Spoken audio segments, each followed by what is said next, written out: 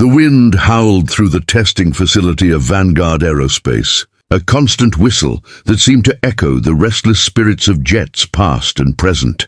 If you believe in kindness, second chances, and the power of small moments to change lives, please like, comment, share, and subscribe to Kindness True Stories. Also, tell us in the comments, where in the world are you watching from? Jet engines roared, fuel fumes thick in the air, a symphony of power and precision that vibrated deep in the bones of all who worked there. Ethan Cole knelt on the concrete floor, scrubbing a fuel stain with steady hands, the bristles of his brush moving in rhythmic circles as if erasing not just grime but memories. A procession of executives passed overhead on the steel catwalk, their shadows falling over him like bars. Among them, Veronica Pierce, 32, CEO, heels clicking like gunshots on the metal grating. She glanced down, her voice slicing through the noise. "Careful there. Don't let your hands touch something you're not qualified to understand. Jets aren't for people who only know how to mop floors." Laughter erupted around her, sharp and dismissive. Ethan stayed still, his eyes lifting toward the steel gleam of the fighter jet behind glass. The place where he once belonged. A realm of sky and speed, now just a reflection in polished panes.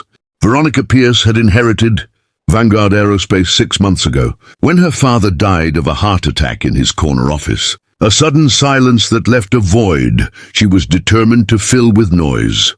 She was brilliant, ruthless, and utterly convinced that weakness had no place in the sky. The board of directors watched her every move, waiting for her to stumble, to prove that a woman in her early 30s couldn't fill her father's shoes. So she became harder, colder, forging herself into a weapon of corporate will. She fired underperformers without hesitation. He cut budgets that didn't show immediate returns, and built walls around herself so high that even her own reflection felt like a stranger. To Veronica, the world was divided into two kinds of people: those who flew and those who fell. And once you fell, you didn't deserve to look up. She'd grown up watching her father command rooms, negotiate billion-dollar contracts, shake hands with generals and senators. He taught her that respect was earned through dominance, that sympathy was weakness dressed in pretty words. When he collapsed at his desk, clutching his chest, she wasn't there. She was in Tokyo closing a deal. She flew home to an empty office and a legacy she wasn't sure she could carry. The funeral was private. The press conference was flawless. And every night since, she stood in front of the mirror practicing her father's expression, the one that said nothing could break her, but something already had. Ethan Cole had fallen a long time ago. He was 35 now, but the scars on his back made him feel older. He'd been a fighter pilot in the Air Force, flying F-16s with the Valor Squadron, a unit so elite that their missions were still classified. He'd flown over deserts and mountains, pulled maneuvers that defied physics, saved lives that would never know his name. Then came the mission in Nevada. His wingman's engine failed at 20,000 FT. Ethan broke formation, stayed with him, guided him down through a sandstorm that turned the sky into a wall of rage. They both survived, but Ethan's jet took shrapnel from ground fire on the way out. He ejected over the desert, spent 2 days in the sand before rescue came. The injury to his spine was severe, a fracture that required titanium rods and months of painful rehabilitation, leaving him with a permanent stiffness and a medical discharge that stripped him of his wings. The Air Force offered him a desk job, but to Ethan that was another kind of prison. The sky had been his freedom, and without it he felt anchorless. He drifted through civilian life, taking odd jobs that kept his hands busy but his mind numb, until he landed at Vanguard as a janitor, a position that at least kept him near the aircraft he loved, even if only as a ghost in the machinery. He watched the test flights from the ground, his fingers twitching with muscle memory, his ears attuned to every engine whine and hydraulic hiss. He knew the X-07 prototype was in trouble. He heard the engineers whispering about stability issues, about a flutter in the control surfaces during high-speed turns. He recognized the problem. It was similar to an anomaly he'd encountered in the F-16 over a decade ago, a quirk of aerodynamics that required a subtle software tweak rather than a hardware overhaul. But he stayed silent, because Veronica's words had cemented his place. He was a mopper of flaws, not a solver of problems. Yet the crash of the X-07 during a critical test changed everything. The pilot ejected safely, but the multi-million-dollar jet was a smoking crater in the desert. And Veronica faced a boardroom mutiny. She stood in the wreckage hangar, surrounded by grim-faced directors, her composure cracking as she yelled at engineers for answers they didn't have. Ethan was there, cleaning up coolant spills, when he overheard the lead engineer describing the jet's last moments. Without thinking, Ethan spoke up, his voice low but clear, cutting through the panic. "It's the fly-by-wire system," he said. "The algorithm doesn't account for sudden pressure changes on the left wing. During negative G pushes, you need to adjust the damping ratio in the software, not reinforce the airframe." Silence fell. All eyes turned to him, covered in grime and holding a mop. Veronica stared, her first instinct to dismiss him. But the technical precision in his words gave her pause. She ordered everyone out except Ethan.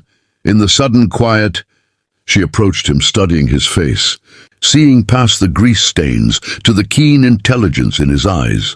"Who are you?" she asked. He told her his story, briefly, without pity. She learned of his service, his fall, his knowledge. Veronica, an MIT graduate in aerospace engineering, recognized the truth in his solution. In that moment, her worldview shifted. The man she had dismissed as weak was offering strength she desperately needed. She made him an offer. Work with the engineering team as a consultant. Fix the X-07, and she would give him a chance to fly again. Ethan agreed, not for her, but for the jet, for the sky. Days turned into nights as Ethan immersed himself in the project, his insights revolutionizing the design approach. The engineers, initially skeptical, grew to respect him as he explained aerodynamic principles with the clarity of experience. Veronica watched from the sidelines, her cold exterior thawing as she saw Ethan's dedication. She began to question her father's teachings. Maybe strength wasn't about dominance alone, but about resilience, about getting up after a fall. She found herself seeking Ethan's opinion not just on engineering, but on leadership, on teamwork. He spoke of his squadron, of how trust saved lives, and Veronica realized she had trusted no one since her father died. Meanwhile, the board pressured her to scrap the X-07. But Veronica, with Ethan's support, fought back. She staked her career on the next test flight. With Ethan in the cockpit, medical waiver secured after rigorous exams, showed his spine could handle the strain with a custom harness. The day of the flight dawned clear and windy. Ethan suited up, feeling the familiar weight of the flight suit, the helmet fitting like a second skin. Veronica stood in the control tower, her hands clenched, knowing that if this failed, she would lose everything. But as the X-07 roared down the runway and lifted into the blue, she felt a surge of hope. Ethan flew with a grace that belied his years on the ground, executing maneuvers that tested the fix, pushing the jet to its limits. Data streamed in, all green, all perfect. The stability issue was resolved. When he landed, the team erupted in cheers. Veronica met him on the tarmac, and for the first time, she smiled, a genuine, unguarded smile. "You flew," she said. "I never stopped," he replied. In the weeks that followed, Veronica announced the X-07's success, securing the government contract and saving Vanguard. She also announced a new veterans initiative, offering jobs and training to former pilots like Ethan. Ethan was promoted to head of test pilot training, his sky given back to him. Veronica learned to lead with empathy, not just iron will and the board. Seeing the results rallied behind her, the wind still howled through the facility, but now it carried the sounds of collaboration, of second chances. Ethan and Veronica, both once fallen, had found their wings in each other's strengths, proving that sometimes looking up is the first step to flying again. And so the story of Vanguard became one of redemption, where kindness and true strength intertwined, reminding us all that every fall can lead to a greater rise. For more inspiring tales of resilience and hope, like, share, and subscribe to Kindness True Stories.